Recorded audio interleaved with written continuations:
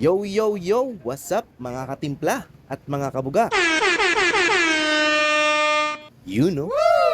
May tinimpla na naman tayo mga katimpla at mga kabuga. Isang Kawasaki versus 650. Wow! At syempre, sinipat-sipat muna natin yan sa ilalim ng araw kung anong mga pintura ang paghahalo-haluin natin dito. At mukhang napakahirap nga mga katimpla.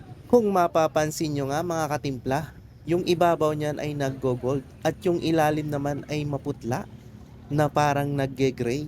Kaya naman nahirapan tayo dyan mga katimpla. At ilang minuto nga lang ay tinimpla natin yan mga katimpla. At ito na ang output ng ating tinimpla.